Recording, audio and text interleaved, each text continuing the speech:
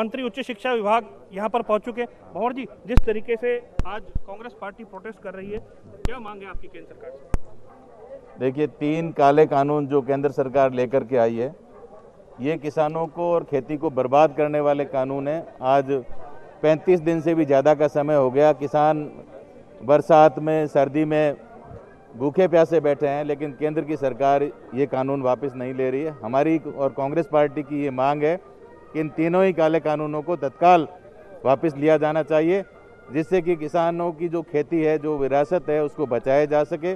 Congress party पूरी तरह से किसानों के साथ है और जब तक ये तीनों काले कानून वापस नहीं लिए जाएंगे, तब तक कांग्रेस पार्टी केंद्र सरकार के खिलाफ संघर्ष करेगी। खुद नहरी क्षेत्र से आते हैं, बीकानेर से, वहाँ के किसानों की स्थिति की बात करें तो क्या स्थिति है कोलायत में, बज्जू में, आसपास का जो क्षेत्र है? देखिए, हमारे यहाँ मंडियों की व्यवस्था है, नए कानून में मंडियाँ समाप्त हो जाएगी। स्टॉक लिमिट इन्होंने हटा दी है, तो बड़े जो व्यापारी हैं, अंबानी अडानी जैसे, वो पूरे देश की जो किसानों की फसल है वो खरीद लेंगे और आम उपभोक्ता को उसके बाद में जब ज़रूरत होगी तो उस समय ये महंगे दामों पर खरीदेंगे। तो मेरा कहने का मतलब यह है कि किसान की खेती को एक तरह से किसानों को बड़ी कंपनियों का मजदूर बनाने का ये षड्यंत्र है और सिर्फ अंबानी और अडानी जैसे बड़े उद्योगपतियों को फायदा देने के लिए मोदी जी और अमित शाह ये कानून लेकर के आए हैं।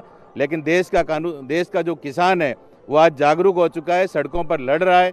निश्चित रूप से किसान को इसमें सफलता प्राप्त होगी। किसानों के आगे केंद्र सरकार को झुकना पड़ेगा। 2020 से 2021 आ गया है, कल केंद्र सरकार के साथ वार्ता है, सरकार को माननी चाहिए अब बातें?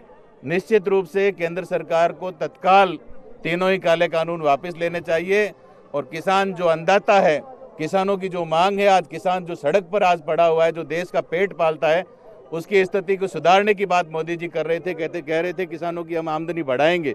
बढ़ाना तो दूर रहा, आज किसान को एक तरह से मजदूर और गुलाम बनाने वाला ये कानून लाए हैं। निश्चित रूप से कल जो वार्ता होगी तो उसमें तीनों ही काले कानूनों को वापस लेना चाहिए।